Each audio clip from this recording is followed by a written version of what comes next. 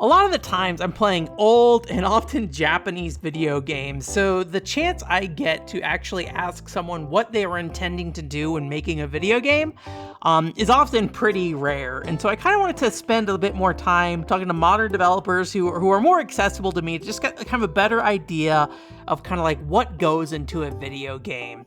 And a couple years ago, I met Tristan at Evo, who actually was working on a game called Slave Zero X. And at the time I looked at the game, I was like, this doesn't really look like it's up my alley. It's kind of like this side-scrolling action game with influences from like Devil May Cry and fighting games, which if you know me, not really the types of games I'm usually looking at. But I thought I'd give it a shot and then have a conversation with him about it, whether I liked it or not. And I was really blown away playing it because of a game that just like, I feel like exuded confidence in like what it wanted to be. It's kind of like hardcore, I wouldn't say super difficult, but definitely a challenging side-scrolling action game that really asks the player to learn how to use the systems in order to get past even some of the more basic challenges of the game. So I talked to him today about like the combat design of the game, you know, building the actual combat engine, and then also kind of the building the world of the game itself. And he also invited the CEO of Poppyworks, which is the developer behind the game, and was of a team about 30 people in total, with Tristan being the lead game designer, although he calls himself more of a lead combat designer on the game, and Wolfgang, in addition to being the CEO, also kind of contributing to the game design itself. So one thing I actually am kind of curious about, because Slave Zero is an existing franchise, and to be upfront with you, I don't know much about Slave Zero beyond like probably the basics of what was on the Wikipedia A page. YouTube video you saw, yeah. So as far as I'm aware, and you can correct me if I'm wrong on these things, basically an old like PC Dreamcast franchise or That's right. game from singular game, singular game, late 90s, early 2000s, basically. Were you guys fans of that game originally, or how did that come about? So how it happened is I was working on a prototype for a side-scrolling action game with like a vaguely cyberpunk feel, and Wolfgang said, "Hey, these guys, Ziggurat, they got a whole bunch of old shit," and then he showed me the PDF of what they had. Slave Zero was on there, and it was this old Dreamcast game that was not very good, but I really liked the look of, and it had intellectual property potential, let's say. So Ziggurat's one of several organizations that have relationships with each other that sort of trade in old video game IP. Mm-hmm. So they ended up with a number of games from all the way from like magazine pack-in games, like British magazine pack-in games, something like, you know, they have the rights to something called Witch. It's the entire name, Witch, right? Or an old Amiga game or something like that. Yeah.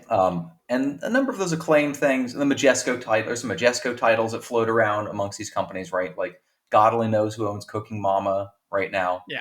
You know, Ubisoft will end up with something too, right? Occasionally, like, oh, how did Might and Magic go to Ubisoft, but not this other game that's related to this? Like this whole thing, you know, sort of, these things are in flux all the time. Yeah. Yeah. So in a lot of cases, what'll happen too is that if there's an old, like, let's say, movie tie-in game, right? Mm-hmm. And I'm not talking about Ziggurat in particular here, but someone will end up with the video game rights to a movie tie-in game, but not the rights to publish the thing. So it's like, we'll say it's a Star Trek game, okay? Well, they own the game, or maybe they own the publishing rights to the game, but they can't put it out because it's still Star Trek. Okay, yeah. So they need to like go back, talk to someone at, say, Paramount. I don't even know who owns Star Trek right now. Paramount, CBS, God only knows, right? Find out who owns. So they have to do like legal legwork to find out who owns it, even if they bought something, even if it's not like a video or like a movie or a TV show IP. In some cases, they have to like hunt down other scraps of, you know, what kind of license do I have here? What do I actually own, right? So they got to hunt down these other people over here and go, pretty please, can we re-license Star Trek from you to re-release this old game? And if you're not talking to the right person at the right time, they'll just be like, what is that? No. No, I don't want to be bothered with dealing with it. You know, like people just don't want to do work also in general. I mean, you're lucky if you get a reply that says no. Right. So, right. You're lucky to get a reply. So, you know, if you want this kind of stuff to come back, you really got to spend money to hit the bricks on this stuff. Right. So what is the value in bringing in a franchise like Slave Zero to a new project like this? What is the value? Well, it's really, I think, got to do with who owns the thing, and if someone brings an idea to someone who owns something, Yeah. they need to like the idea and the idea of that thing being attached to it as kind of a pairing. So when Tristan was making his side-scrolling action game, there was sort of a limited subset of IP that would have even been able to fit on there. Yeah. So they also own an IP called, like Ziggurat owns an IP called Temple of the Psy Mutant Priestess. Okay. Great title. Which is a really strange old Amiga game. It's like an adventure thing. But it doesn't really slot into anything close to being like an action game. Right? Especially not in that format. Right? That's kind of a first-person thing. You could do something else with it, right? But not this, Guilty Gear-laden 5-frame parry window side-scrolling beat-em-up that Slave Zero X ended up being, right? So if you go down the list of like, okay, well, let's try to match something to pitch to these guys. We sort of landed on that one. That's basically how it went. Well, that's kind of how it came together. But what is, for you as somebody who's making a video game, what is the value bringing that franchise in for you? Like, what does that do for you? Is it bringing in a specific fan base, or is it adding like kind of walls, like how this world's going to be built? Like, it depends. It depends on what the actual elected IP is. So if you're getting, say, Zorro or something like that, I don't know. Let's focus on Slave Zero if that helps. Does that work? Sure. Well, Tristan had worked with this artist called Francine before, on some Slaves, or it was Devil Engine promo Devil Engine cover art. She cold emailed me after a giant bomb stream that showed the game off. So, so basically, Slave Zero X had some. I think Tristan, didn't you say in some of the original calls you knew an artist who could do stuff like this? Yeah. So it sort of revealed itself here, I think, as a match. Okay. If we could pick anything in the world, maybe we wouldn't have picked a game that is kind of stuck in its source code from 6 years ago. That maybe we've picked something different if we could pick anything in the whole wide world. But this was the most applicable one that we found in the list that we were given, that sort of also fit with Francine's kind of art style and the way that she does things. Gotcha. So if in that case, is it more of a world kind of thing? Because like when I look at the video game Slave Zero, it to me looks kind of close to like a Mech Warrior kind of thing. You're like a 3D mech kind of moving around. Yeah. Does not match Slave Zero X in any way, as far as I can see from the outside. When it comes to gameplay, you're open to change that. But yeah. So there were a couple things. Okay, on a technical level, we were using some 90s era technology in Slave Zero X's original incarnation anyway. Okay. So that being number one, it being sort of a 90s game, and also using similar technology, we've already kind of had a similar look just out of the box. Besides that, one of the biggest strengths that Ziggurat gave us was trusting us with that IP completely, and also being allowed to fundamentally change it from a Mech Warrior thing into this completely different thing. Now, this sort of looped back around on itself. These two things sort of looped back around on itself with did you play the Quake mod that we released with id Software? I did not play the Quake mod, but I did see it. I looked at it earlier. Yes. Right. So there was a tie-in Quake campaign that's, if you buy the Quake remaster, it's built right in. On console and PC, you can just download it on the thing.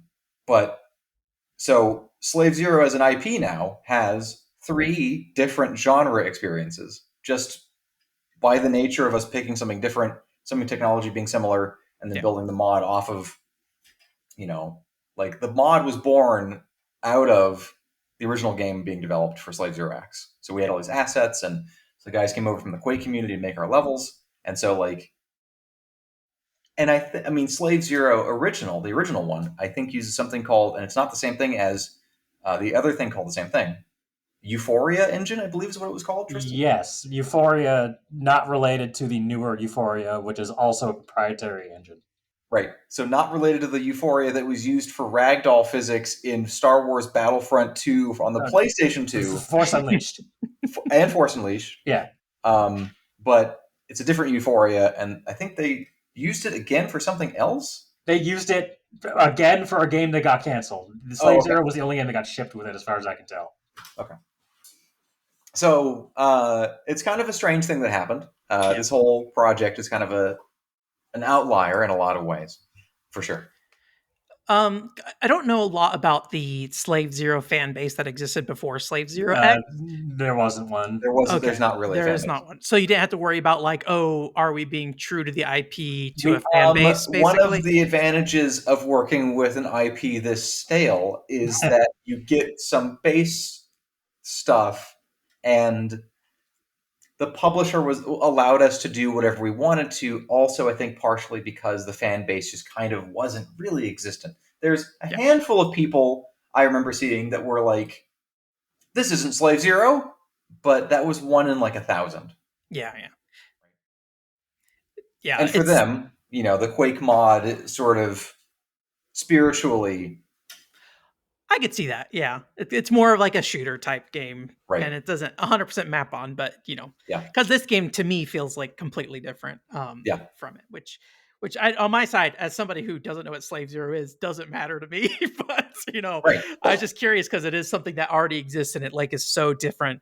Any of the games are a perfect jumping on point to join the budding Slave Zero fandom. Yeah. Well, Tristan, from your perspective, like, when you're building a game like this, does having a pre-established IP help you with your, I don't know if game design process is the right word to use here, or how do you feel about having that restriction, if you would call it a restriction? Generally, yeah. If I'm just making a game for my own, I'm going to get really bizarre with it. But if I know I'm working on a, I don't know, let me look around my room, Sonic game. That will give me certain expectations for like my target audience. So like aim like towards teenagers. Don't make it super complicated. Don't make it RTS. But if I'm just designing for myself, there are no restrictions on that kind of thing. So I just kind of go wild. On your perspective, like when it comes to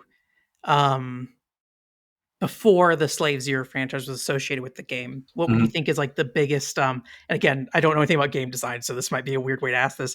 What do you think is like the biggest question mark when you're building a prototype like that in terms of how to move forward with it?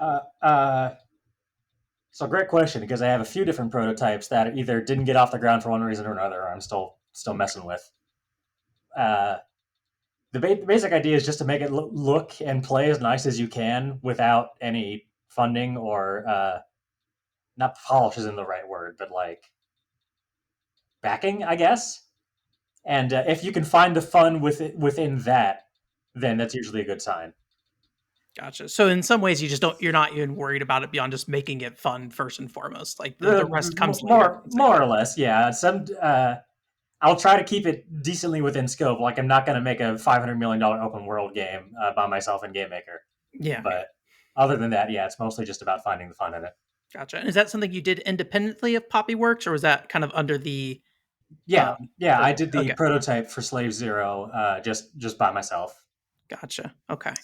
It was a kind of feudal Japanese samurai game for a minute. Yeah, it started as like feudal Japanese, like Meiji era against time traveling robots, but then that was really complicated, so I just made it hard sci-fi, and then Slave Zero kind of fit even more naturally in there. If you don't mind me asking, what was the inspiration for the feudal Japan kind of setting? Like, what? Have you ever looked up ancient Japanese firefighter uniforms? I have not. No. They look like later. They look like mech suits. Interesting. Okay.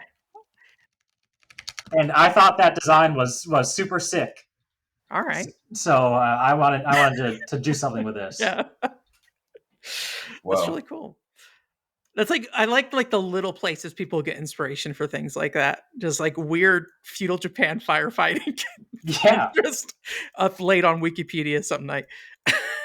There's a whole fire museum in Tokyo. It's awesome. I went there. They have these suits in like pretty good condition and everything. Oh, awesome.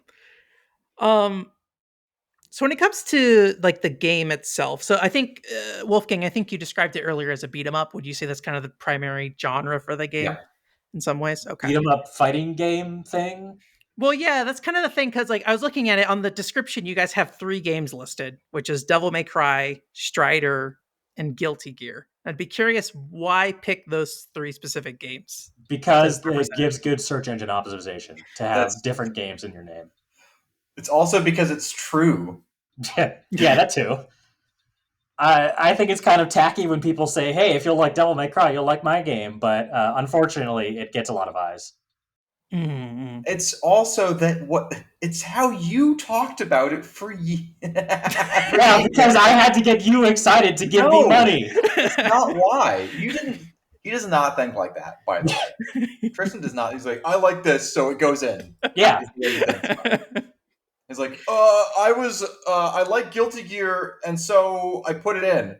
And so you go, okay. I do like Guilty Gear. Saying the word Guilty Gear over and over again, and then it makes it so much that it's on the Steam store page.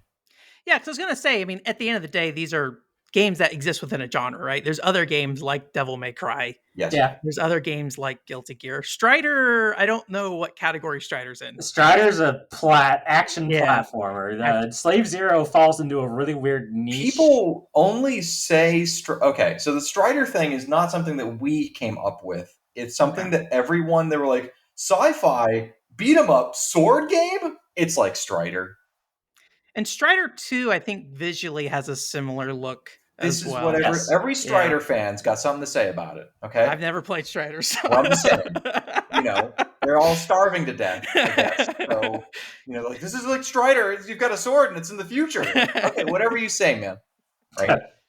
Sometimes, like, I've played Grim Guardians recently, or Gal Guardians. I forget. It's like the Gal Gun. Gal Guardians, yeah. Yeah, and it's like, it's interesting how much people were committed to that being a Metroidvania based only on how it looked. And then they reviewed the game like, this isn't a Metroidvania. And they're like, it doesn't present itself to be kind of thing, but it's just how it goes. So I guess when it comes to Devil May Cry and Guilty Gear, Devil May Cry, I think of like, character action game. I think about, I'm not good at character action games, to be clear. Or stylish action. What are they called again? Whichever. No one really agrees. Bayonetta, stuff like that. Like the thing that I mentioned to you guys beforehand, like Slave Zero X is very much not my type of game in the first place. I'm very I have a very broad range of tastes in games, and I think fighting games is a very challenging thing for me to get into. And character action games are something that I've never really resonated with either in a lot of ways.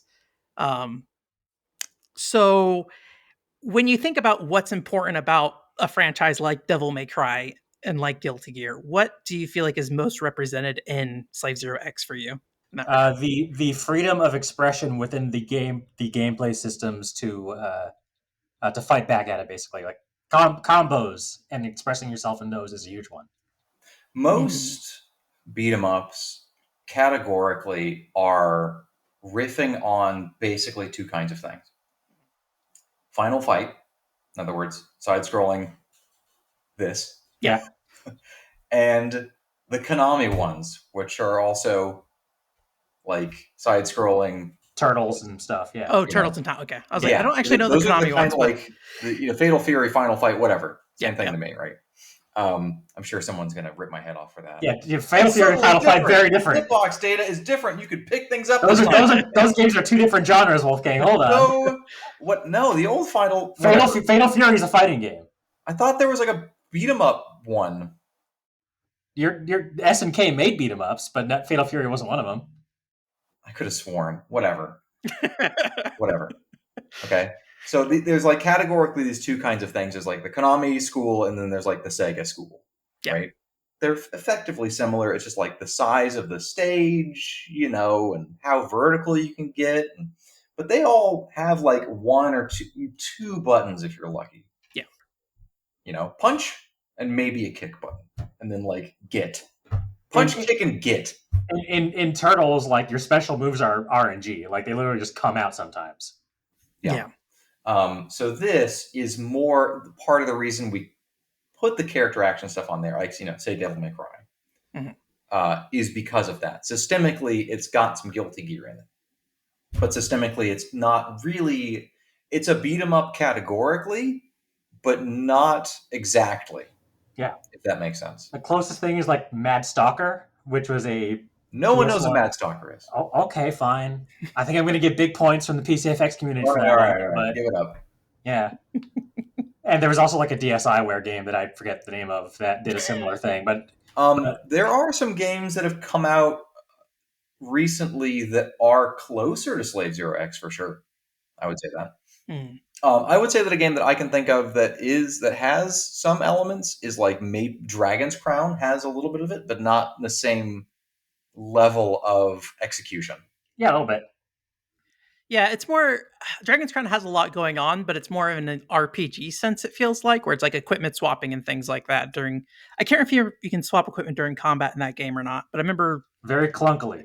Yeah, you're not like dive kick canceling into another dive kick. Yeah. I think Elf can do exactly that, actually. Oh, really? Yeah. So you said the freedom of expression through combat, I think, was kind of the big draw. Yes. Is that true for Devil May Cry and Guilty Gear for you? Absolutely. In Guilty Gear, it's kind of more dependent on what character you pick. Yeah. But in Devil May Cry, in 3, 4, and 5, not so much in 1. But you can play those games so differently to achieve still a winning result, if that makes sense.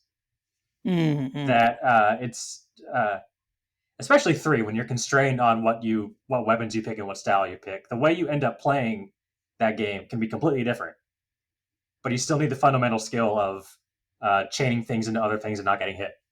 Yeah. Would you say that's like when it comes to fighting games, there's the way you play the game really depends on the character you choose in some ways? Because when I think about the freedom of expressions through a fighting game, and I am not good at fighting games, and I have a limited understanding of fighting games, especially the combo aspect. That is the part I struggle with the most. Is when I'm playing with a friend, when they do a combo, you can see them like light up, and they're like, "Oh, this chains together," and so it's hard for me to understand that feeling in the same way that they do. What exactly do you think kind of are the pieces that kind of light somebody up to like appreciate that these moves connect? Like what is important in creating a combo and giving people those options? Well, first, not every character is built like this. Like if you try to play Soul as a zoner, you're going to have a bad time. Or I don't know, you probably could play Ramethal Rushdown nowadays. Strive is whack. But a lot of older games are more strict on this. You kind of just need to know what buttons to go in what order, like how Gatling works in the older Guilty Gears. Yeah. Nowadays it's a lot more accessible, where light goes into medium, medium goes into heavy, and then you press those buttons a couple times and say, "Wait a minute, this attack knocks them up, and then this attack hits really high and then knocks them down," and that kind of thing. And it's like, you ever play Space Chem? I don't know what that is now. This is a really weird example. It's like programming a sequence in chemistry, where it's a yeah, I know, Wolfgang, laugh it up. yeah, it's so relatable. I love esoteric Zachtronics games where these individual pieces don't seem like a whole lot, but once you realize how they fit together, the light just clicks. Yeah. And you go, "Oh man, I get it now." Hey, Benjamin, I'll give you a little bit of a history here. So What he's not telling you, what he's implying, but is arcane knowledge, is that combos were never intentional in fighting games to begin with. Yeah. Well, not until later when people figured out it was sick. I know. Yeah. What I'm saying is that player expression begins at the dawn of man with an accident. Yes. Yeah.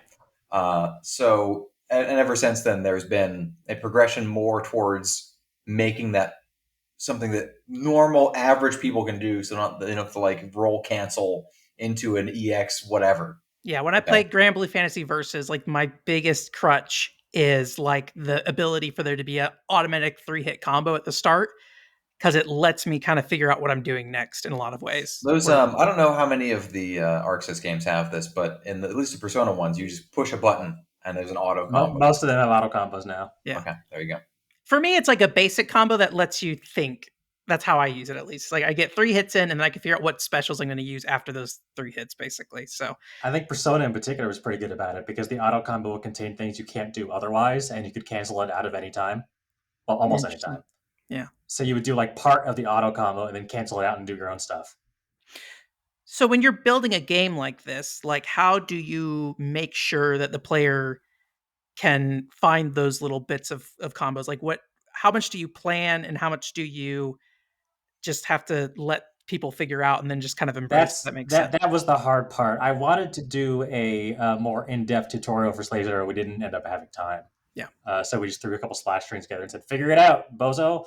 And but the way I tried to go about it organically, it was like in Slave Zero, you do have an auto combo. You can press light, and you get a little 3-hit combo. Yeah. And then if you hold a direction and press light, you get a different attack. Because players be hitting buttons on a controller, and if you limit their options to like this is the button that attacks and this is the stick that moves, and they press those things in combination and things happen, eventually they'll figure out that these things go together. Yeah. One of the things, I mean, people call fighting games button mashers. I hate this. Go look around. When you catch a normal person playing a fighting game, they just call it a button masher. Categorically. I sometimes consider myself a button masher in a fighting game. It's not about people being a button masher. It's about the game itself being in the genre of something that they're calling a button masher. Interesting. Like I'll keep an eye out for that, yeah. The Marvel fighting game that got announced, Tokon, if you go to like the Twitter comments, YouTube comments, they're like, oh, it's another button mashing lame-o fighting game like in the 90s. And then meanwhile, you have the fighting game players going, yeah, it's another fighting game like in the 90s. Yeah, a lot of people just don't conceptually understand input execution. Straight up. Every button should do one thing. Combinations of buttons doing things, that's like outside of people's, they cannot imagine. So it's a button masher. Getting over that barrier in an organic way is a cliff. Yeah. Like, you can't really just tell people in a screen of text to do a combo. So if anyone can figure that out without extensive auto combos for every character in every game, then God bless you. Yeah, but it is something that people, I would say the general public, the general gaming public has a hard time wrapping their heads around this element of games with hitboxes and hurt. I get anything that's got 2 life bars at the top of the screen. Yeah. Right. They've got a conceptual. They just think like people that play Mortal Kombat basically are buying a button masher, right? Yeah. They're not buying a fighting game. They're just buying something where they get to watch a cutscene if I win. Yeah. One thing I'll say as somebody who's is not big into fighting games and only recently try to understand them is the thing that I did latch onto when I did sit down and actually start playing fighting games was I guess, is it called the mind games? Like where basically the time where you're not actually in a combo with each other and just kind of like dancing. The neutral. There you go. That's what it is. And that part of the game is like what's most exciting for me is when you're in neutral and then I will hit you and my brain gets, I guess, the dopamine hit of hitting you. And then the combo afterward doesn't matter to my brain for some reason. It's just like all that matters is I hit you. But obviously, I'm leaving a ton of damage off the table. I didn't pay $60 just to block. Yeah. The trick is you hit them once, you get your in, and then you combo so that you don't have to get another in later. Sure, but I think getting the in later is also part of the appeal. So I like getting a lot of ins in a fight. All right, then play a long combo. Yeah, because like I think that my least favorite part of fighting games is either I'm juggling someone or they're juggling me. Oh, you're playing Tekken. Yeah, because I just feel like stop playing Tekken. It suddenly becomes a one-player game where either it's just about me doing stop something. Playing Tekken. One-player game is an insult thrown around the fighting industry. You have no idea, dude. Okay, that's stop a common term. Tekken. Yeah, I think that might be the first time I said that on my side. Send Murata an email and tell him you're not playing it right now. Yeah. I've only ever played Grand Blue seriously. That's the one that I played, but because it's just accessible. There's a couple things I liked about it. but I also think it just was the right game at the right time. I don't actually like it that much, but so yeah. So you mentioned like wanting to have like a tutorial at the start. Obviously that didn't happen. Yeah. And I think there's a long time, I don't know how the feeling is today on the game development side, but I remember in like the community aspect, there's like this feeling that in the 2000s, like tutorials were way too heavy handed. Yeah. And then later on, it became a lot more about learning as the This is a player. very generous question you're asking. Yeah. So I guess I'm asking is like, did you consider like how the player would I'll take learn this the one. mechanics over time, and Okay. how do you take this reinforce those? All right. Yeah. All right. I'll take this. Sorry, I asked a long question, and you're No, like no. ready to answer. Your question is generous insofar as you are assuming that our tutorial was a cognizant design choice. Yeah. And not a limitation of time. Yeah. Our tutorial represents a limitation of non-time. Yeah. Because basically you have to create big-ass scripted, depending on how complex your game is, whole 1 or 2 levels to like on-ramp and teach the player naturally how to do something. Mm-hmm. You get like the magician's prestige of like, they don't know anything. You're teaching them to push buttons by putting challenges in front of them so that they don't have to read. Yeah. Increasingly, people can't read. And the beginning of our game starts with reading on how to play it, and we don't teach you how to play it. Yeah. I think the thing I will also say from my perspective is I don't have context for how this game works. So when I'm getting this information, I suddenly am being told things that I have no idea how they actually 100%. like integrate in the game. I will say, I will push back a little bit on that. Yeah, sure. Go ahead. 10%. Yeah. You're right about the context thing. But if people could read and then conceptualize with their mind, or in other words, if they had the patience to read this thing, it's actually super useful.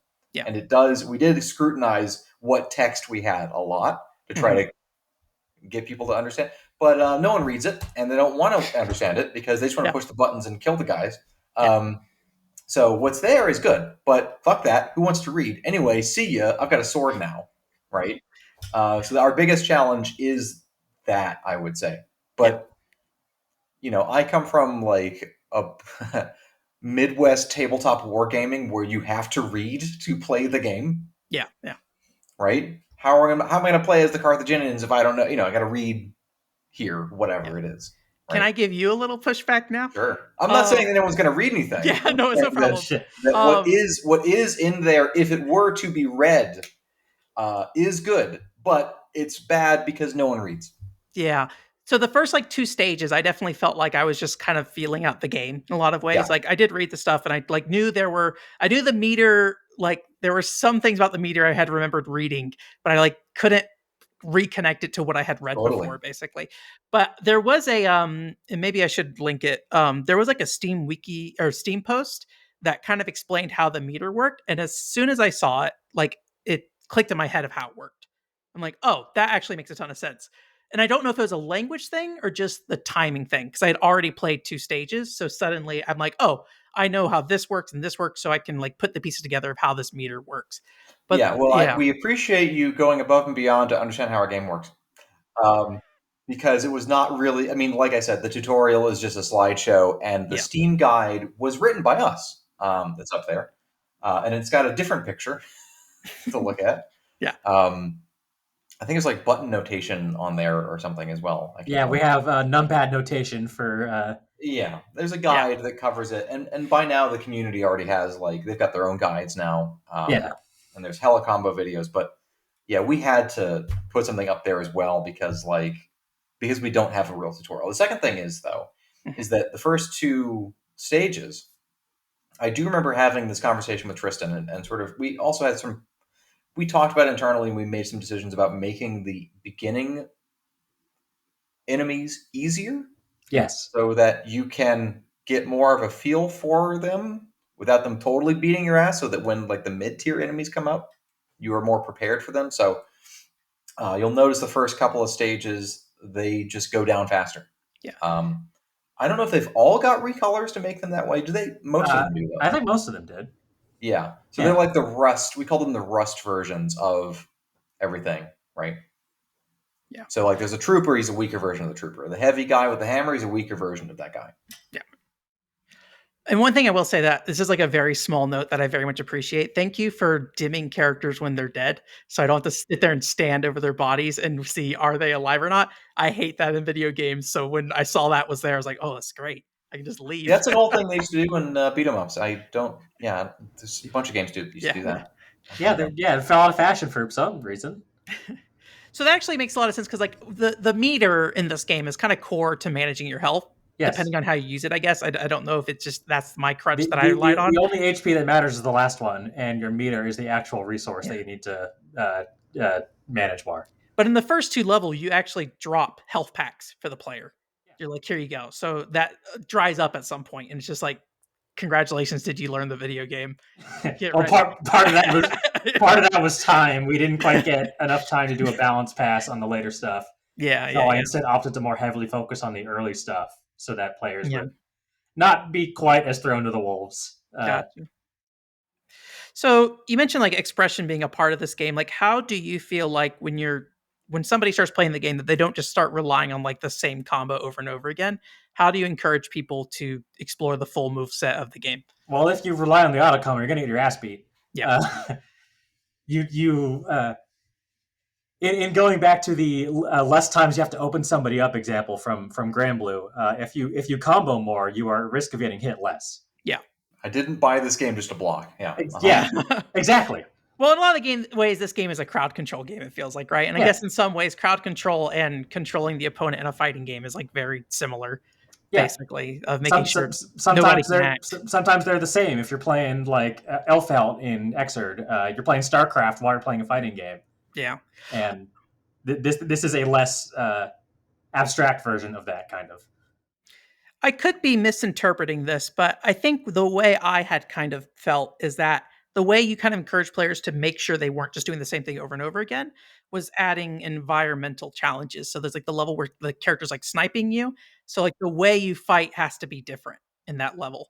I try to remember what the other ones were, but there's like at least 3 or 4 level gimmicks, I feel like, throughout.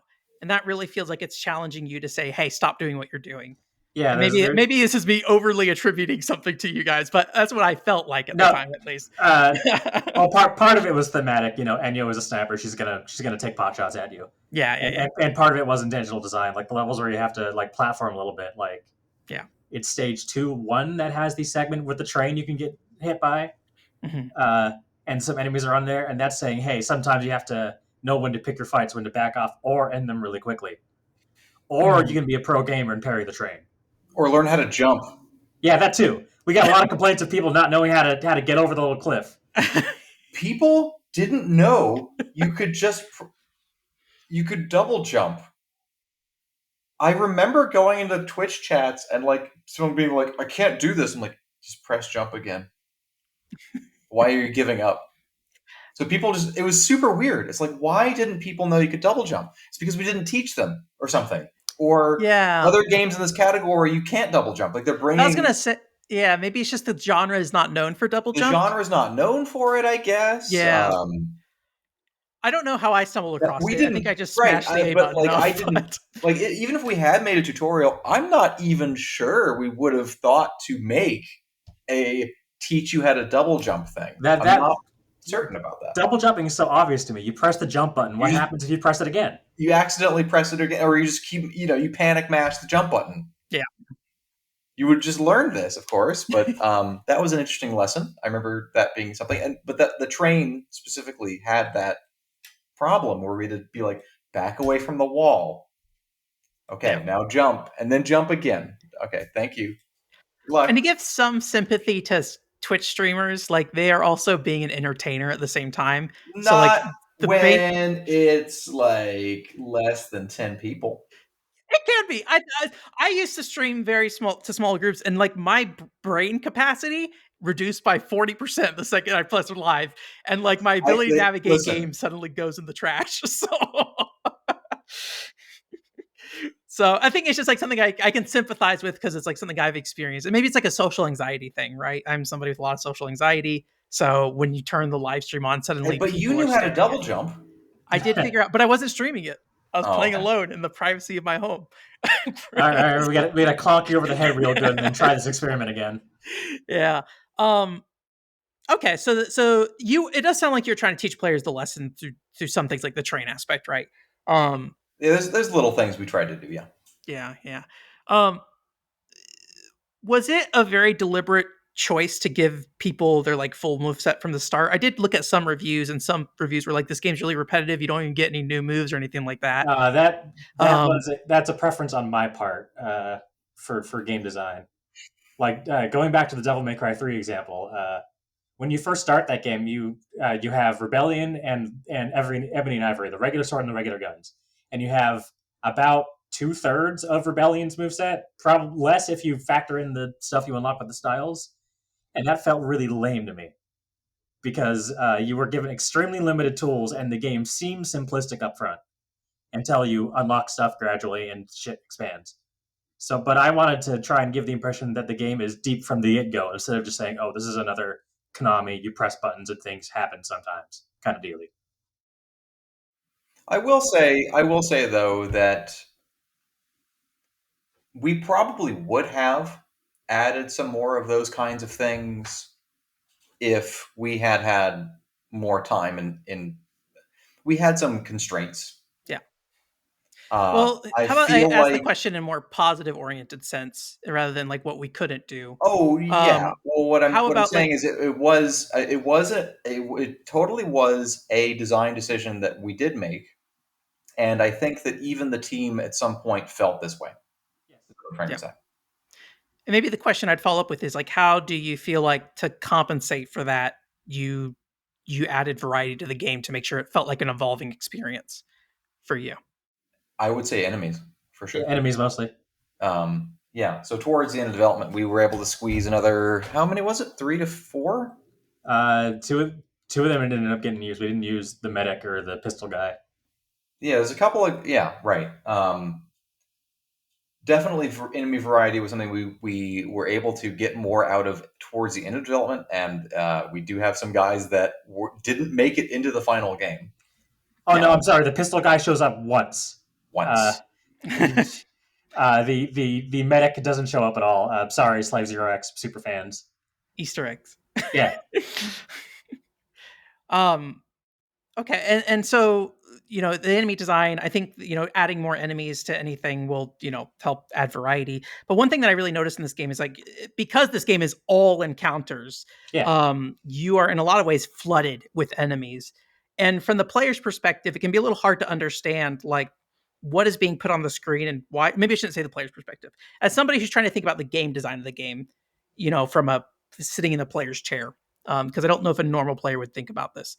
Um, how much thought is given into like how many enemies are on screen, what variety of enemies are on screen for each encounter? Like, how do you decide how to escalate with just throwing more things at people? So we were supposed to do this in a programmatic way, but it never materialized. Of Mm, like giving enemies like an enemy budget, if that makes sense. Like say the regular ass trooper is 1 point, mhm. and at any given time, if you want the difficulty of the fight to be like mild, you have 5 points to work with, and then like a heavy would be 2, and so on and so forth. So you kind of keep enemies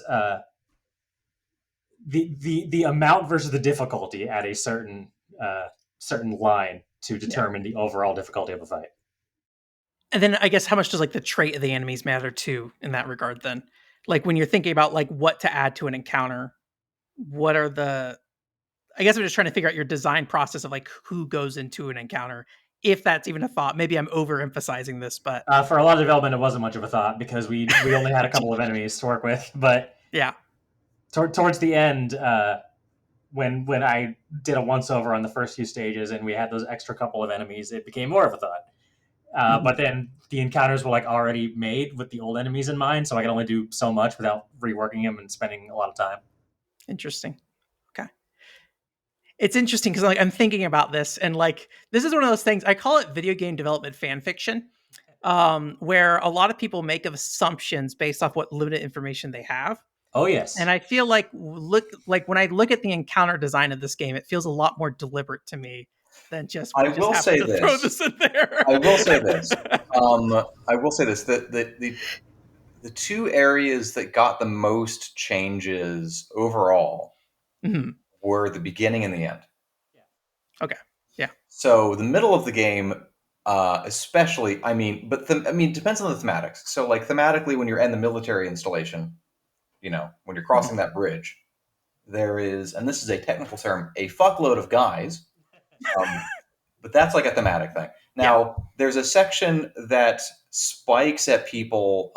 You jump up some like pipe on the left side of the screen. I don't remember which level this is, and you get up there. 2-3. Is it 2-3? Then there's like some fans in the background, and then there's also a fuckload of guys. This was actually a problem that we saw after we shipped. It was like there's you kill another lieutenant. He's kind of a badass. Okay, they survived it. They feel good about it. And they go upstairs, and immediately there's like 700 dudes, and then the little swarming guys that drop down and bomb you, right? Mm-hmm. So we do have a couple spikes. That is, I think, the worst of it.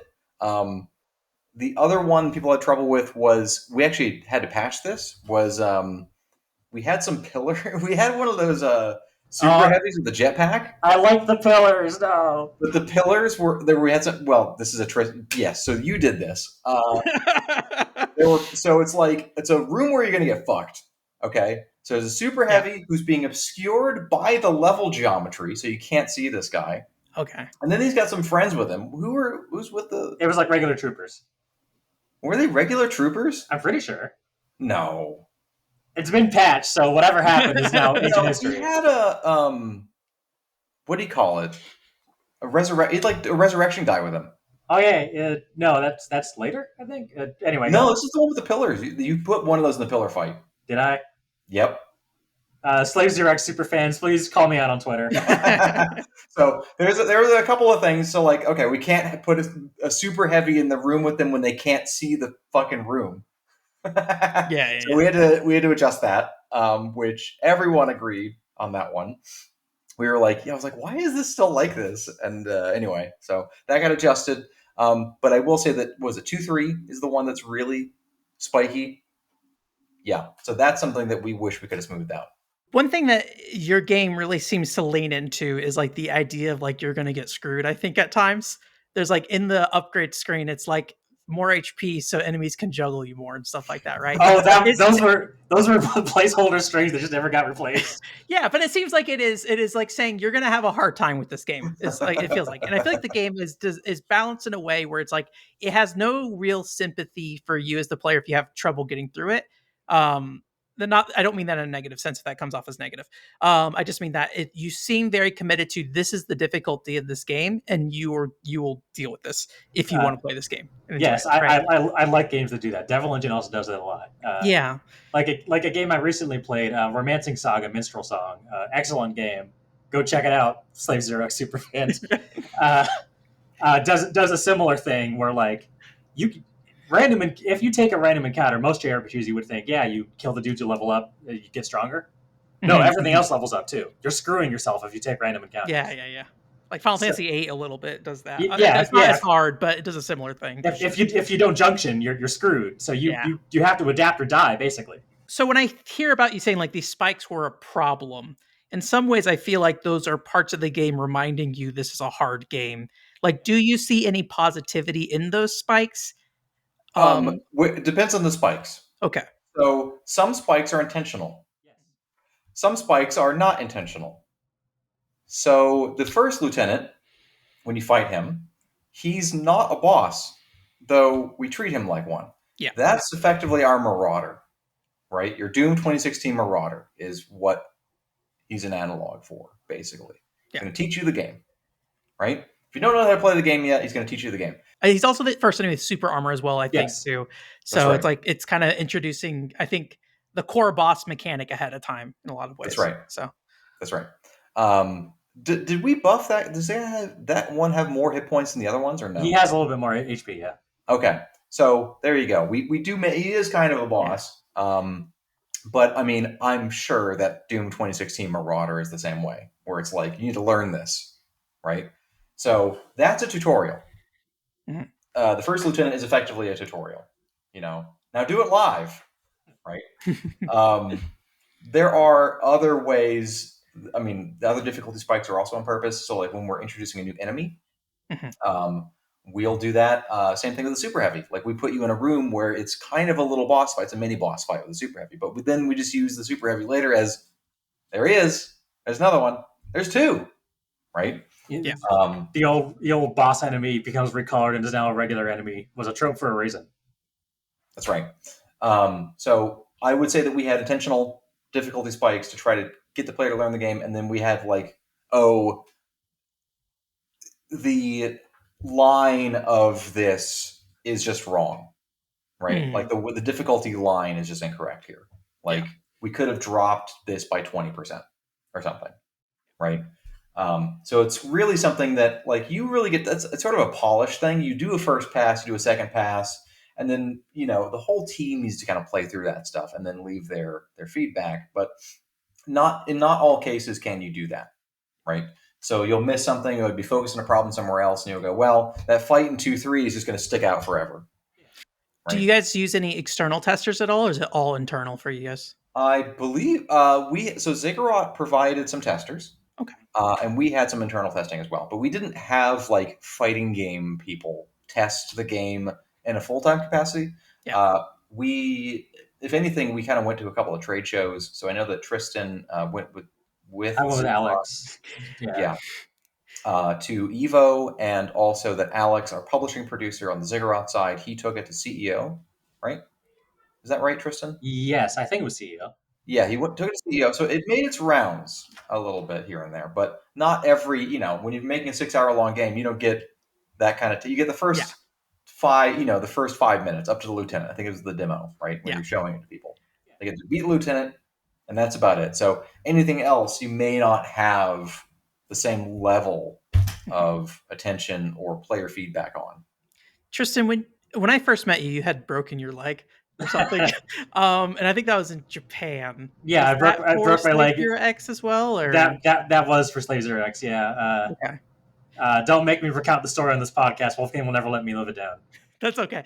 I would be curious to know, showing it off in Japan, do you feel like there was any difference in player reception between the two regions?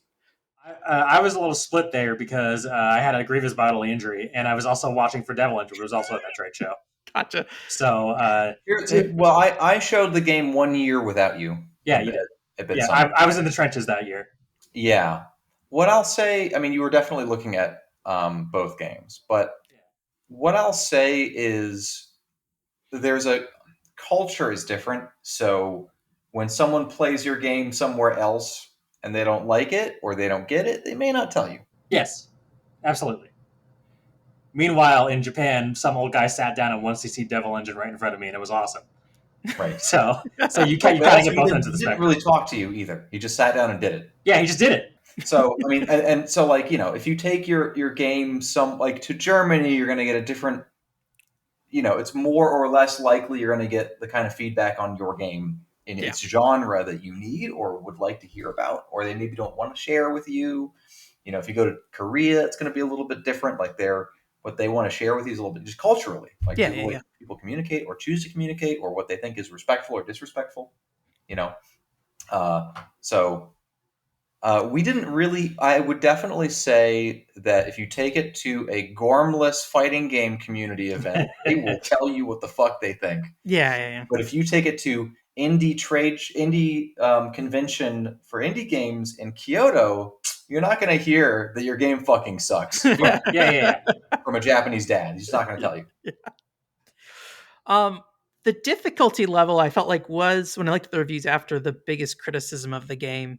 How do you guys feel about that criticism? Do you feel like it's a valid thing? Do you feel like it is just how do you feel about it? I think what Wolfgang said about the unintentional spikes is correct, but as for the baseline, that's part of that is damn, I wish we really got to make the tutorial, and the other one is damn, you guys can't read. I would say that the whole game, if you look at the line, one could probably make a graph of the difficulty, right? Yeah. And there's also some things that I definitely feel like we could have adjusted if we had some of that polished time. One of those things is like the final encounter is something where I feel like on a core mechanical level, you kind of don't get. It's sort of a little bit against what you've been doing the whole time, which Yeah, the is final boss is like an almost completely different skill set of yeah, it's a what you have little to do. bit. The other thing is like some of this difficulty comes from the way that the player moves too, where like you know you don't really have air control. Like once you're already jumping, you don't really have air control. So there's some a little bit of stiffness, and there's a little bit of yeah. There are some ways we definitely, if we were to have a chance to make another game like this, some things where we would leave the level of difficulty, I think, maybe in place or bring it down a notch or two, but sort of make it a smoother experience. It's a little lumpy in terms of like where the highs and lows are right now. I want to ask one difference between you two guys. So obviously, Wolfgang, you're on the business side more so, Uh, correctly? that's my job these days. And then Tristan, you are more about just making a cool video game, it sounds I like. hate business. Let me make the video game. So from your perspective, Tristan, like, is there a feeling of just like these people just didn't get it, but that's okay. I made the game I wanted to make it that Absolutely. way. Not every game is for everyone, and if you chase everyone, you get no one. Yeah. He who chases two hares catches none. But it sounds like you generally agree with what Wolfgang said overall. Is that accurate? Yes. Okay. Yes, So the people did end up getting it, and I'm grateful that they loved it. gotcha. But Put combo video here. yeah, we have put them on the sidecar here on the YouTube video. We got like what 5-6 combo videos now, something Yeah, like that. there's like a whole channel. The guy just makes combo videos. Oh, is he still going? Yeah. Uh, so we have dedicated fans, and there are people who saw the vision. Yeah. And not everyone likes fighting beat 'em up, whatever genre this game is. So that's fine. Why not? So the answer to your question, Benjamin, is yes. Yes. He generally agrees with me. Yes. Why not an easy mode? Because you're making 2 games. Yeah. Good. Easy I like mode. that answer. Easy There mode. it You're is. making 2 games. I only want to make 1 game. You want to make 2 games? You want to make 3 games? You want to make 5 games? Well, maybe I should put it what do you as. think we're running here? Charity? I'm just kidding. I'm kidding. But no, I mean, realistically, what are you really going to do, right? You're going to you're going to redo every single encounter, adjust every enemy's health pool and damage output, your own health pool and damage output. You're going to alter the combo routes. Like, what does that mean? Yeah. And I think that once you start getting into that question, you're sort of like, you have to be very careful not to make 2 completely separate experiences, which is definitely what happens a lot. Where like if someone plays, I don't know, this is maybe a horrible example. I don't have one off the top of my head, right?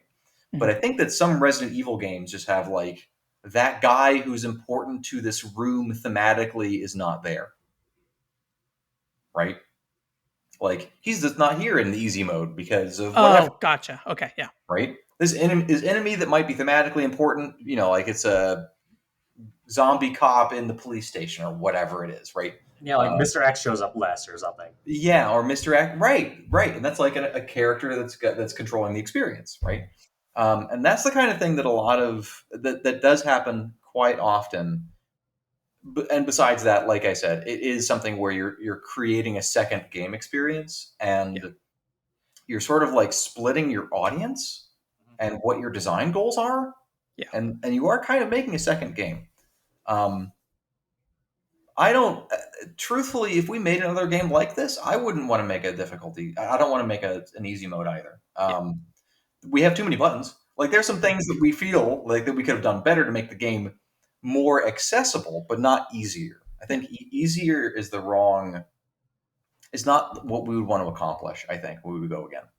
When I think about easy modes as well, and maybe hard modes in addition, is like if you just adjust HP values, the game design gets thrown off a lot of times. So it feels like the game, like you're playing it on easy, but then like suddenly the game feels a bit hollow in a lot of ways. You also have to think about the people who bought it, who call it a button masher and want to just see it through and feel like they won. Yeah. I try not to think about those people. It's interesting because I think the game world justifies people wanting to do that, but we'll get there in a second. I did want to ask you, well, maybe one, ask one weirdly specific question, and then two, maybe share my thoughts on it a little bit. Um, One is health bars. I'm always surprised by games that do and don't include health bars and like what the logic is behind it. Was that a deliberate decision you guys made to not include health bars for This bosses and things like that, or? this one's on me. Yeah, Mhm. I feel that the changing of the boss's tactics and like set pieces in some cases is a better indicator of progress than just a bar that goes down. Hmm. And Monster Hunter is a masterclass in this. How they will get enraged and then tired and visibly beat up. We didn't Yeah, quite get quite that detailed, but that sort of thing is a lot more rewarding than just health bar go down. gotcha. But health bars can also be used theatrically as a threat. Yes, A good example of that is, what is that Star Wars Dark Souls game? What's that thing called? Jedi Last Jedi, Survivor, or Last Jedi Jedi. Survivor Part 2 or whatever the thing's Yeah, called. I yeah. was I was gonna say Mega Man X6, but no one's ever played that game. Well, I was going to say that there's some moment in that game where a boss health bar shows up and it's a regular enemy.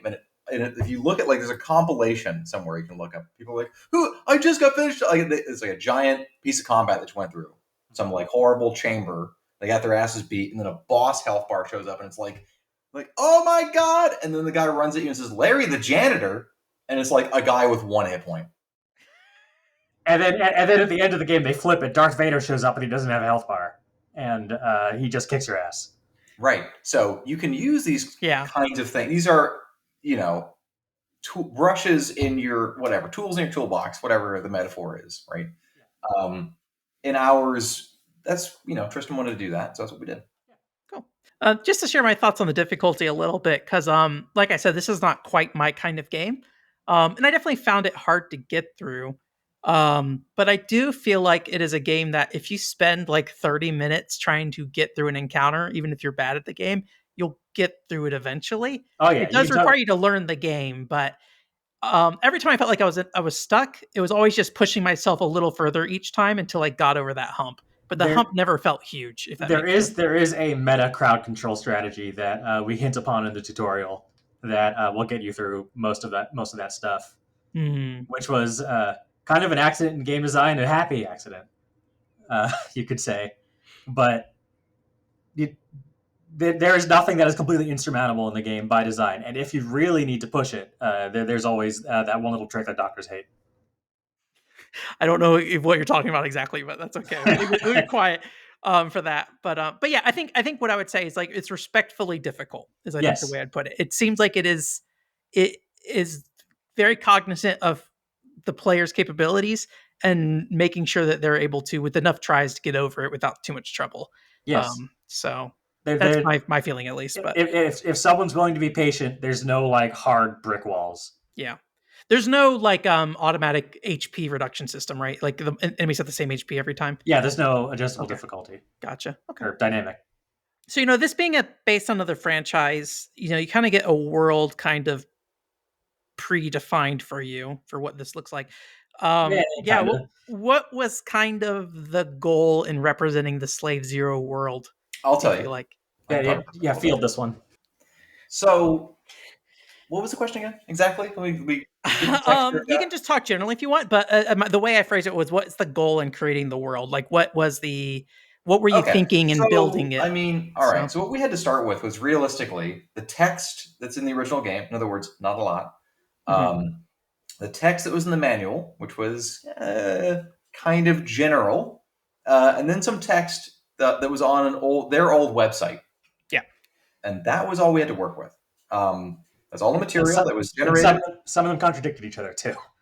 Yes. So there were some things like, I'll give you an example. I remember an early thing we recognized immediately and had to change was that the original game takes place in Kyoto. Correct me if I'm wrong, Tristan, by the way. Yeah, Right? believe so. Super hyper future Kyoto. Yeah. Except because this was 1999 and the world was not so interconnected when they were making this game, that the Guangzhou River is in Kyoto in there, Yeah. which is geographically not true. So there's little things in the old one. We found something where it's like, right, the contradictory information is like, SovCon was contacted by aliens or not, right? So we're kind of just having to adjust things here and there, fill some blanks in, make a decision about what's true, but not many of them. And then there wasn't a lot of history preceding the original game, so we blew that out. And that's all in the collectibles. A lot of that stuff is in the collectibles for the world history. So we used that game at the original lore to, and also fixed some of it that they also didn't mean to make those mistakes, right? You could just tell. Yeah. To kind of adjust from there and build what we wanted to build using that as a touchstone. But we did have to make adjustments to it because there wasn't a lot of it to begin with.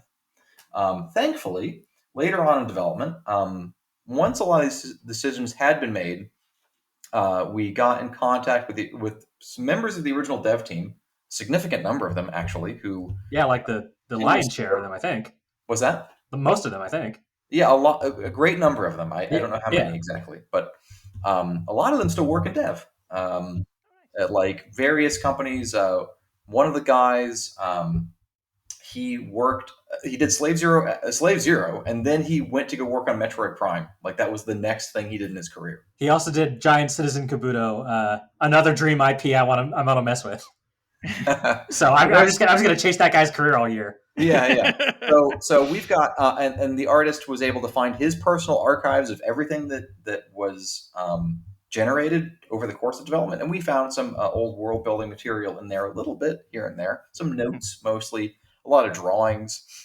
The original game was called Mindfuck at one point. All right. As an official title. It starred a regular lady with a gun. It was a regular lady with a gun. It was not a giant mech game called Slave Zero. It was called Mindfuck. So there's all kinds of stuff like that. But we really just had the website, the manual, and the text of the game, and we had to kind of make some adjustments. But we didn't alter what it was fundamentally at all. When I think about like the world of the game, like when I think of the original Slave Zero, this is a very open game, right? You're a big robot kind of going around these big kind of box rooms that are disguised as cities, but they're basically box rooms, right? But when I look at Slave Zero X, there's a like very intense density to the backgrounds. There's just stuff in the background nonstop scrolling by and things like that. How did you draw inspiration for what to represent the world as in the background visually? Well, we had a concept artist, and then we showed them old concept art, and then everyone went forth, and so they decided that. When you say old concept art, do you mean like the original Slave Zero concept art? And also Mindfuck concept art. Mindfuck. Okay, so the material was there. And so a little bit. A little bit, yeah. It's basically, cityscape mechs. Like future brutalism. Some neon signs. You look at the old textures. You find Tristan's name in the old textures. Yeah. My name is in the old textures. It was ordained by fate. Yes, there's a sign in original Slave Zero. It just says Tristan with a dragon on it. There's no explanation. There's like no one in the credits named Tristan. It was the designer's girlfriend, or one of the designer's girlfriends. Yeah, or something. Yeah. So we found like, okay, we're just going to look at these old textures. I would definitely say though that the way that we went about finding people to actually make the three-dimensional backgrounds, and part of this was dictated by the pipeline. Thanks, Tristan. No problem, buddy. But we had to go find Quake mappers, and Quake mappers have they think a certain way. And have certain they're also a little stuck on. They think a lot of people in the Quake community seem to think that all video games work like Quake on a technological level. They're not completely wrong, but they're not completely wrong, but they're about 20, 30 years out of date. So the reason our game looks the way it does is it was intentional. So our texel density, which someone could Google that for listening to this, our texel density was very important to us that our texel density was consistent throughout the entire experience. I'm gonna put you on the spot here. Try to describe that the best you can. Okay. So textures. Okay, Uh-huh. so let's say you've got two. Oh God. You've got a cylinder and a cube. Okay, and your cylinder is smaller than your cube, just spatially, like the size of the actual thing. It's a little smaller, Yeah. but both objects, the cylinder and the cube, are using the same picture, same sized picture to wrap around them in terms of Gotcha. pixels. Yeah. Right. So this thing I've just described, texels are like spatial pixels used on something. In other words, when you wrap a texture around something, that is now effectively a texel size because it's now in three-dimensional space being wrapped around something. Okay, so a lot of games, and especially lower budget games, the sizes of their textures against the sizes of their objects is all over the place. Mm. Right? Yeah. Which creates potentially inconsistent visuals throughout because your boulder texture, even though your boulder is gigantic, might have the same size texture on it as a A chair, street sign or something. a Yeah. street sign. Yeah. Yeah. So some people thought our game was completely 2D. Yeah. Really? Yep. They would walk up to it and then they would be like, "Ah, how'd you do your backgrounds?" And they would just think they're like, look at that parallax. And I would show them, it ain't parallax. And then moving the right stick. And Yeah. What? And it's because our texel density and also with our screen resolution, those two things came together to make it appear consistent. And a Interesting. lot of games, I would say in general, are not this, they don't need or feel the need to go this far with that side of things. Yeah. There's some things like where you have games that are made like 8-bit, but then like they don't necessarily fit the restrictions of the NES. And like some people really pick up on that and they're like, hey, buddy, this is an 8-bit game kind of thing on the internet, right? I don't really care. But you do see that commentary come up. So that's interesting that like that. Why was it important to you to do that? Because I hate, this is a me thing. Remember this, Tristan, when I first put my foot down about this? I was like, okay, thank you. I didn't know if I was hallucinating this or not, but I mean, you're hallucinating a little bit, but I vaguely remember. I was very passionate about it anyway. Yeah. I knew that if we had unsmoothed texture, in other words, like sharp pixels on stuff with our textures, that if we had differently sized textures, it was going to make me mad. Yes. So I was like, hey, tech artist, please make sure that everything is, in terms of the scale of what's going to actually be in the game, the texel density is the same consistently throughout, so that we don't have like, even if these two objects are aligned next to each other, that one of the pixels on one object and one of the pixels on the other object is like slightly bigger. I'd imagine that person coming up and telling you it looks like a 2D game that was like very validating of like, yeah. 100. I was like, yes. What you're really saying is that you did a good job on your texel density, and everyone else's game does not do. I get that still occasionally. They say, "Wow, this fake 3D background looks really good." Yeah, or they're fake 3D. And it's like, no, these are polygons. These maps are made in Trench Room. You can load them up in Quake. A perfect example, actually, is a lot of those PS1 horror games. The texel, you just look at stuff; it's just rambunctious. Oh, yeah. Is that part from do you have a history with that kind of stuff, like professionally at all, or is it just your personal preference? I look at a game and I think to myself, wow, I wish these environments were consistent and that they liked their own environments and thought about it. It was the 90s. No one knew what they were doing. No, I mean like now. Oh, well, yeah. I mean like now. I mean in the 90s they were like, they were using the technology that we were using, which forced us in some ways to think about the Q unit, Tristan. Yeah. But now it's just like you can do whatever you want, which causes inconsistent visuals sometimes. I just thought it was very important. And it totally is validating when people think it's like a fake 3D or they say parallax or 2D, and I go, no, look at this. When it comes to like the narrative of the game, because I think you guys said already that the story was pretty light in the original game. Mm-hmm. How did you decide like what kind of themes to build on in that, and like what kind of story you wanted to tell with that freedom, I assume? So in the original game, there's this whole deep plot about there's deep meta plot, I suppose you could say, about becoming one with technology, and at what point does technology stop being technology and start being a living thing? Mm-hmm. And that's what I wanted to go with the whole show and X dynamic. Gotcha. The original game sort of goes into that because the Slave Zero you play as, you were a guy, and then you just get absorbed by the suit, and then you never say anything ever again. And it's Gotcha. So you kind of, never see the guy. You just know he's in there. It's a lore thing kind of yeah. thing. Okay. And you do actually see that guy in Slave Zero X. He's the guy in the intro who like opens the door for you. Okay. He becomes the Slave Zero later. Okay, so this is before the Slave Zero game, story wise. Yes, this takes place before the stinger at the end sets up for the original Slave Zero. Gotcha. And then episode Enyo takes place before both of those. So we did like a weird reverse chronology. In some ways, like what do you think is important to establish the narrative? Because like I don't know how to describe this, but like it gave me a feeling of like a 90s OVA of I'm showing up, there's stuff happening, and like I'll figure it out as I go kind of feeling, right? It doesn't feel like super concerned with like telling you what's happening up front. Like, was that a very deliberate decision? And I don't know if that's like a specific storytelling approach. I'm not a writer by trade, so there's probably a word for this, but I really like it when you're just thrown in there. Yeah. Just like no preamble. Like, why am I hunting monsters? I don't know. I have a great sword. I must kill.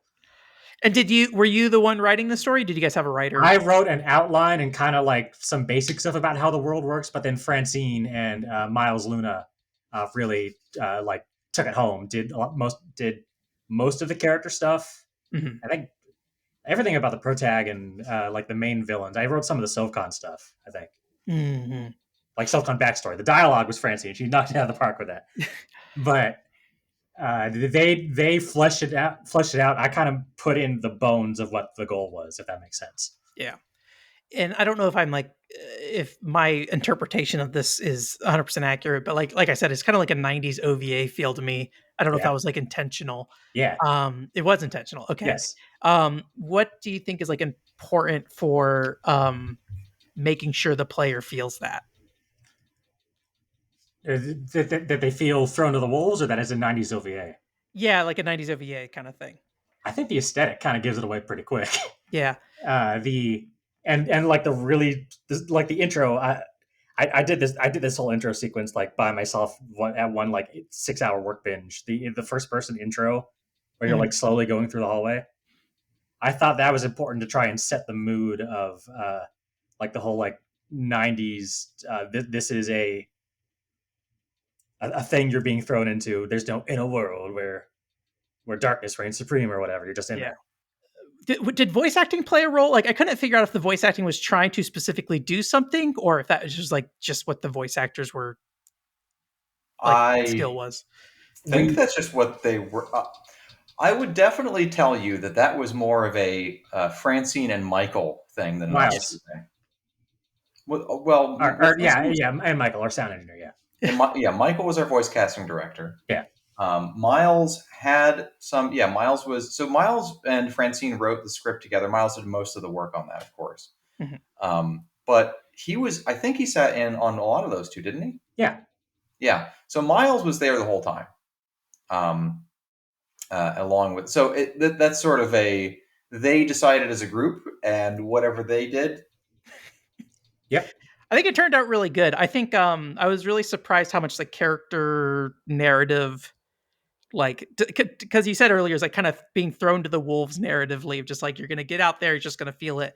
But I felt like the character narrative was very consistent throughout. And I think it does something that I think is a little challenging in games sometimes, where Show feels very developed as a character from the start. You know, obviously show that through flashbacks and things like that. But that, like, how he developed, because initially he was not who he is today, right? Yeah. And I really appreciated that aspect of the character, because I've played games like, I don't know if you guys played Final Fantasy Crystal Bearers. Yes. Game on the Wii. I love Lael as a character, but there's like no development for him. And so as much as I love him, it's like really hard to sympathize with him. Where I think like Show, it felt like you guys really kind of got the best of both worlds through doing the flashbacks and things like that. So I kind of want to revisit, because you're talking about the prototype stuff at the beginning of the project, and this is like a more like feelings question about game development. So if you don't know how to express this, that's fine too. one thing I've always been curious about is like how you feel at the start of game development versus when it's done. At the Because like, start, yeah, I want to make this cool video game. At the end, I want to die. yeah, because you make the design doc, right? And like going through your head, is it just like a bunch of like, in some ways, like imagining what the final goal is, or is it like terrifying? This is an upward hill to climb. So you probably shouldn't do this, aspiring game devs listening to this podcast. But I learned best by working backwards. Like for Devil Legend, I reversed engineered a bunch of Genesis and like NES games to figure out what was going on. And I sort of did similar work for working on Slave Zero, or the prototype would have become Slave Zero. And so before I had a concrete design doc, I had most of the core systems working, just kind of vibing it out. I'm not a vibe covert. Do not slap me with that label. It's close, though. Whatever it is you're doing is thematically close. So we didn't have a formal design doc until we got the Slave Zero name locked down and gotcha and signed on. And the design doc also ended up. I would definitely say the prototypes typically don't have big systemic 90-page long design documents. Yeah. Did Slave Zero have that, or did Slave Zero X have that, a 90-page design document? I don't think it was 90 pages, but it was pretty long. 70. It's like 70-something pages, 78 pages or something. Yeah, I don't remember.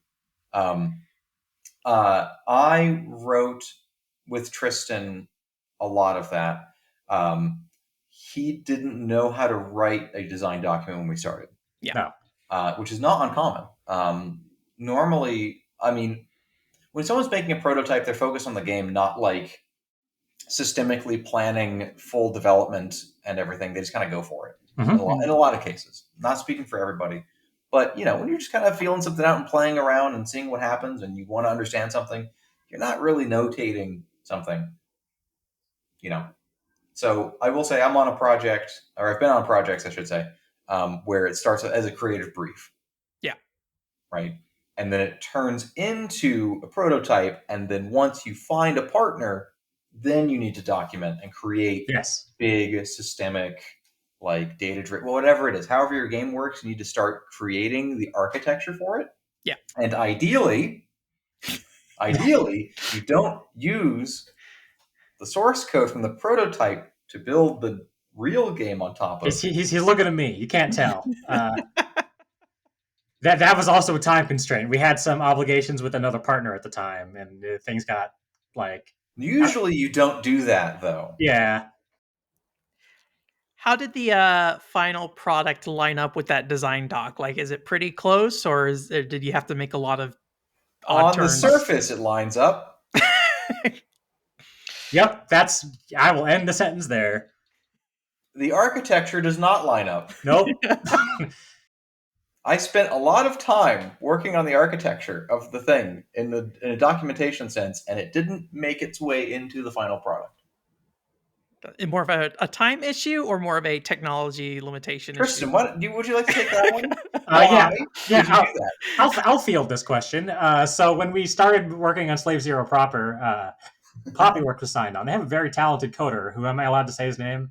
Is he a secret? Just focus on you. Okay. There was Why? No, you can't. Listen, this is a passing the buck situation. Okay. You didn't have to do it the way you did it. So the way I did it was that I remade the prototype in slightly less messy code, very slightly, and then I said, "Okay, here's our video game,"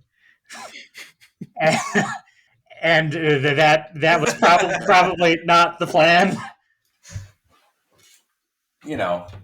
Best laid plans. Yeah. All that, right? Listen, what's the other one? A good plan never survives contact with the enemy. Is that the other? Yeah. Despite those challenges, though, do you feel very happy with like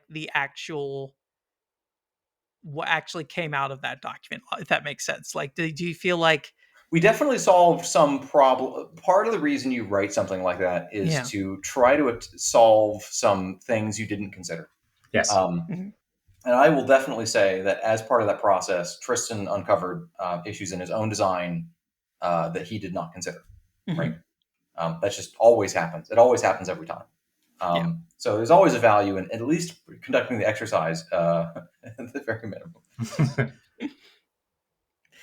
And when you start like going through the project and you start implementing it, and as you kind of get to the end, like how do you feel like your excitement for the project changes? Obviously, for both of you, this is a professional endeavor. So imagine at some point it does become work, right? Where it's just normal work most of the time. I imagine. So the trick is with game development, the 80% of it or so is you're fun, you're having a good time, you're making systems, you figure things out.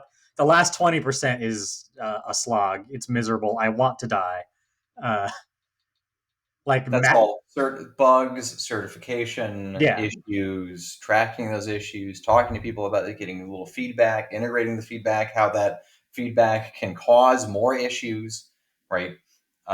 Mastering for platforms is a big one. Certification, TRC requirements. I ain't never shipping a Switch game again. Problem here, or like and fixing that is going to break the Xbox. There's a lot of little things like that. So, and I'm sure this isn't 100%, but it sounds like what you're saying is the first 80% is making the video game, and the last 20% is ideally. Yeah. You could even make it like 90-10, depending on the individuals. But yeah. There's definitely going to gold and getting through that phase is a significant. Any developer will tell you that that's a significant chunk of it. Yeah. And when you get through all that burnout, like what feeling do you feel like is left at the end? Is it one of just I want to go retire and become a gardener? I'm usually ready to go again, but I am not typically deep enough in the trenches. Yeah. Part of my job is to try to find the next thing for a team when we're done with something. Yeah.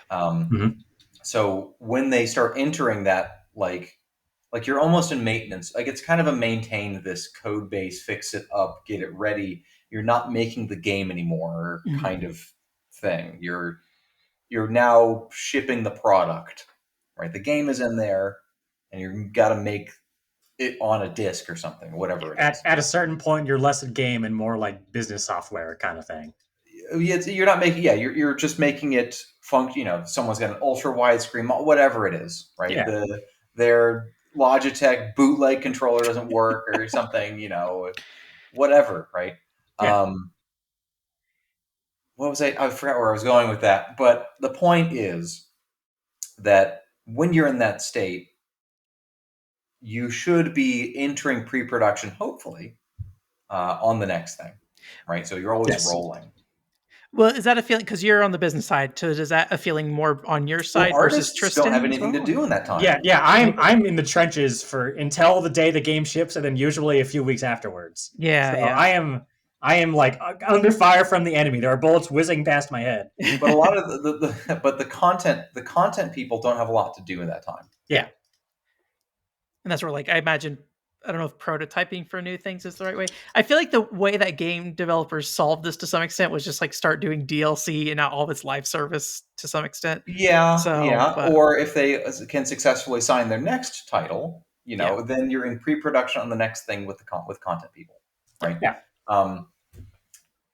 That's there's more business side of things I could get into there, but if you want to, I'd be happy to hear it. If you want to, the publishers expect your game to be done before they sign it. So if you want to roll the content team onto the next project, you basically need two teams. Yeah.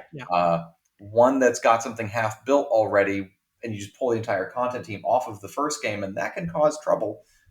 Maybe they're having to support it here and there, and anyway, you got to build a prototype, and the people got to like it, and you got to shop it around. And it's like, if you're on the biz side, you have to the balance releasing a game against signing a new one with somebody else, and it's like, there's a line of production, right? It's like this, and you have to try to get more. As this line is going down, another line is going up. You're trying to make the threshold on the top as smooth as possible, and it may not always be as smooth as possible.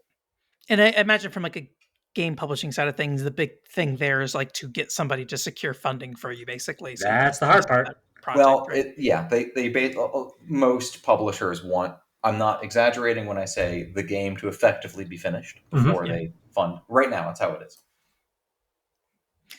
But they don't want to help you get there. Yeah. Are you okay if dig into that question a little bit more? Oh, I would love to dig Yeah. into those So questions. when you say that, I mean it. Yes. Firstly, I mean it. yeah, I'm not sure how much you're exaggerating, I guess is what I'm I'm trying to figure not. out. No, Um, he's 100% correct. I'm not exaggerating. so Depends let's, on the scale. So I'll yeah, give you some more context. yeah, Some more nuance here.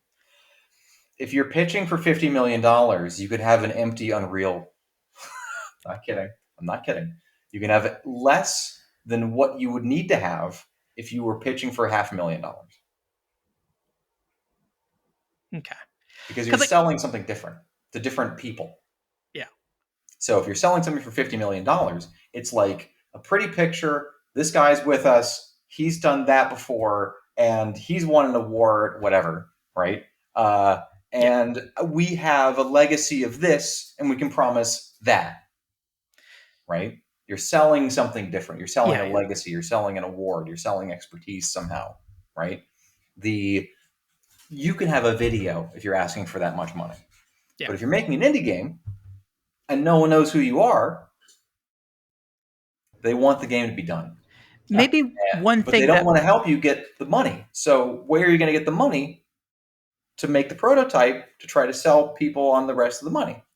yeah, because I think like where I might be getting a little uncertain is like what the idea of like what a nearly done game is. I think for normal people might be different than what a game developer might think. Because like I think of the term vertical slice, right? Where Yeah. it's like we have created this thing that's meant to represent what our game is.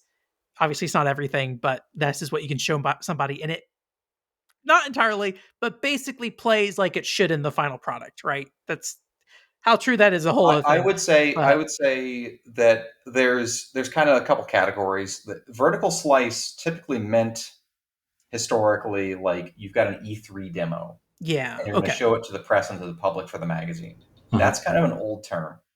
okay, Nowadays, if you say vertical slice, that's like a AAA term, and it usually means your that thing, this vertical slice thing, can cost like $1 million or more. yeah. Right? That's at that scale. Now, if you're building a prototype, this is kind of like a vernacular. This is like a different. There's like different cultures of different kinds of businesses at different scales. This Here, is right? all super informative for me, so go Oh, all okay. in. This is at least my perspective. I could Yeah. be wrong, and every game company's got their own vernacular, and there's no unification across any of this. So, people in the comments can engage with me being wrong. Please engage with the video. I think like if it's as long as it's my community, people will be very generous. Yeah. Comments. Anyway, get clickbaited. We'll see if we attract anybody else. But Anyway, get clickbaited. But prototype can often mean a 10-minute, 15-minute demo for an indie game, right? okay, And it can just totally be bootlegged sprites and nothing in there, and you just show off the game. It's my expertise. The game feel. Yeah. Right? Something.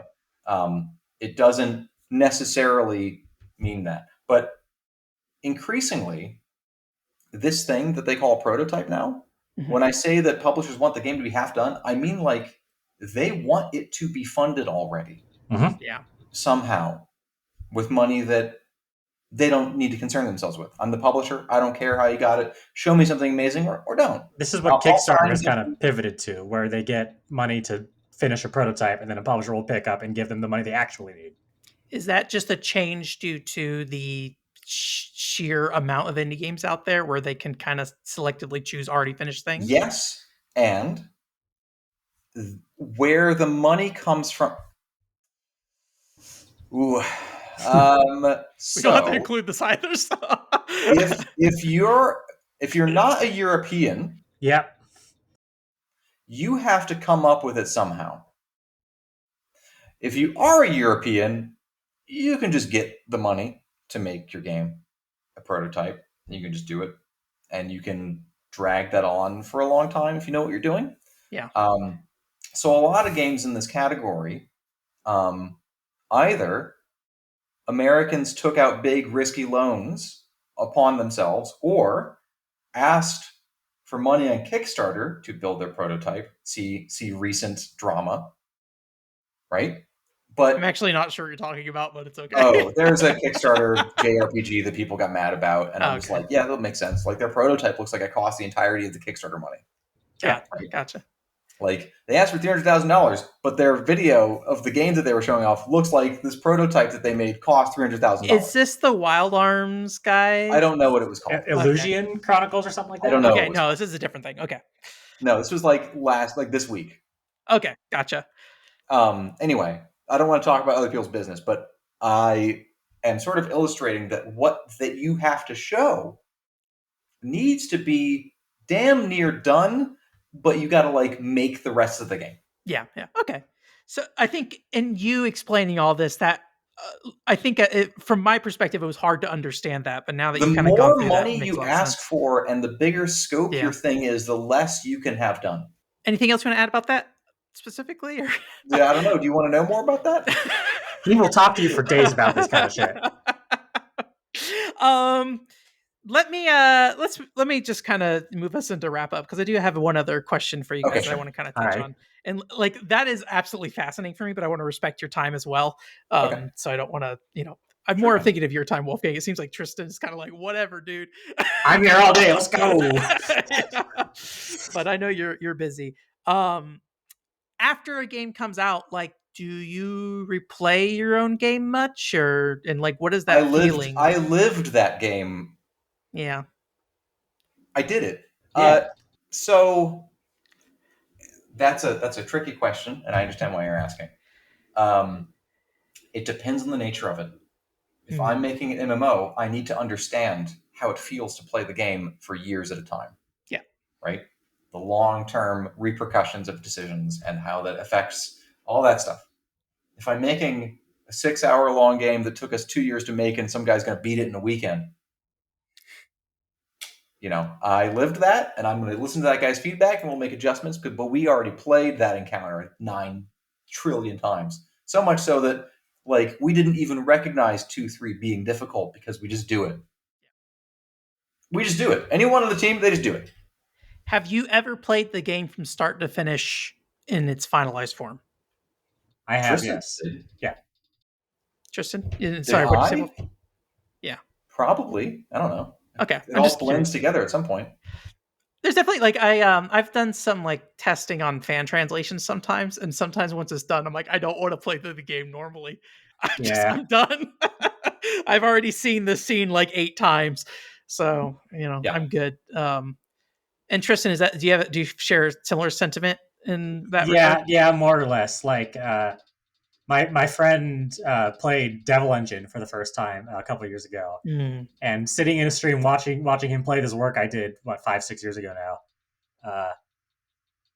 Lots of, man, I played this 10 million times. Why doesn't he get it? And then lots of, man, I should have done this differently before COVID happened and the world was a better place. It kind of digs up old wounds, sort of. So it's almost painful to look at it. A little bit for me, yeah. I should have done that or changed. Yeah, totally. Yeah. That's what the sequel's for. Yeah, exactly. Do you ever look at it and feel like, if you ever see the game and you look at it again, do you feel happy as well? Like, or do you have any emotion that comes out? If people are enjoying it, I'm happy they like it. If they're not, then I try not to look at those people. But looking at it, it's like I was there from, and so was Tristan, from like early conception, super early concept art that was in the pitch deck all the way to final. Mm-hmm. Yeah. And it's like an era. This iconography, these images, I saw them for years. Yeah. I don't need to inspect them anymore. Yeah. Well, I'm more of asking, like, if you see it, like, do you feel anything for it? Does that make sense?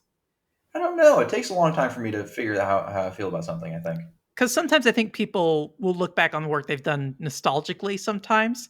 It's hard for me to understand because I just feel pain when I look at old work.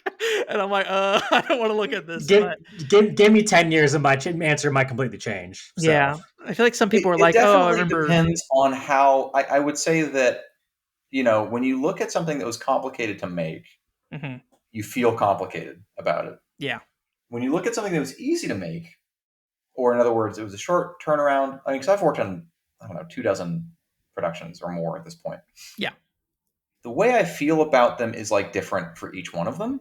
And I also had like either I made the game or I didn't. I helped. The company helped push it out to a new platform or something. Or I remember that thing we had with Microsoft sent us this goofy whatever. Like something happened. I will say that the ones that I feel good about in general, the ones that I smile like when I look at it, I go, like that was great. Yeah. Is the ones that took way less time to make. Yeah. Right. Oh, that was a wonderful 5 months. How long was Slave Zero's development again? Two and change. 2 and change. Yeah. 2 and change. Years. Okay. Yeah.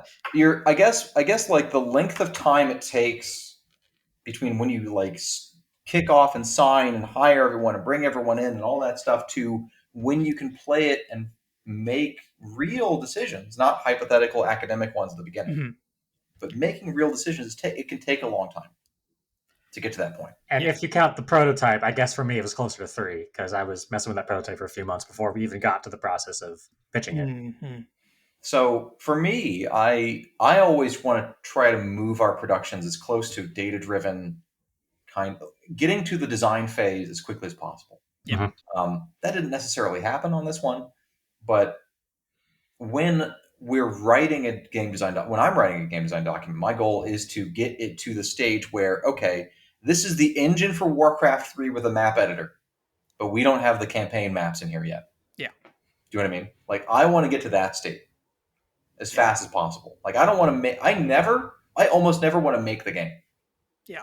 I always want to make the thing that allows us to express the game within it. Gotcha. Tristan, do you have any thoughts on the feelings aspect of? Well, I haven't worked on a game like that yet, so I'll tell you when I do. Okay, and the last question I'd have for you too is like, what do you feel most proud of accomplishing with Slave Zero X specifically? Well, it came out. That's pretty good. Well, beyond that, because you had Devil Engine come out, I think maybe something more unique to this game. Ideally, like, what do you feel like was the thing you feel most proud of accomplishing? It was a huge collaborative effort with 30 odd people, and I think you can see the team of the vision of the team rather more or less aligned perfectly into creating one unified thing, and I think that's neat. Because Devil Engine was a solo project mostly, more or less, yeah. Yeah. So this is a very different environment for you in a lot of ways. Okay. So for me, the largest team I had ever worked on up until that point was maybe, I don't know, 5 on the very top end, and that includes like every part of that, like every department, right? Like, QA was included in that as well, and release management, all that stuff, all this stuff that's like not making the game. But this is the largest production I've ever been on, and I would say that I'm thankful to have been a part of that process and like understanding where my strengths and weaknesses are in terms of that. And I didn't know some things about myself until we went to like 30 whatever it was 35 people, whatever it was. Yeah, I didn't know I could do that. Right? You never know. Like, oh, you just do it. Like, okay, I need another one of the. Okay, we need another animator. Okay, Liam made it sound like he could do it, but I totally overestimated. We all overestimated that or underestimated the task, and so we need more help. And then we needed another programmer. Right, all that stuff. Very interesting. I think that, I was very thankful for that experience. Yeah. Well, cool. Yeah, I'm glad you guys enjoyed like putting it together. I know I think every game has challenges, right? Yeah. But I think like in the end, as long as you like come away positively about it, I think that's the best thing, right? And I think that the thing that I feel is that like this is a game with a very consistent vision throughout. I don't know if I've played too many games that feel so like from the outside perspective feels so committed to what it wants to do. Like it feels like there's a very clear vision from the start, which I know from what you guys have talked about, it sounds like that's not really the case, but it all really comes together, I think, in the end in a way that feels consistent. So but the business, the game coming into production was chaotic. Yes. I'll never forget though. There's an anecdote I want to share, which is that we had Francine was drawing stuff. You know where I'm going with this, Tristan. Yeah. Francine was drawing stuff. She's like, okay, she's doing some world stuff, doing some character stuff. Like, what do they look like, and all this kind of shit. And then one day she's like, well, incidentally, because I need to sort of invent things about the world to make concept art to expand it. Do you mind if I think about it? I was like, yeah, sure. Think about that. Yeah. And then one day she calls me and she's like, Wolfgang, I have a whole, like, I know the plot. It's all in my head. I know everything and all this stuff. And then it's like, okay.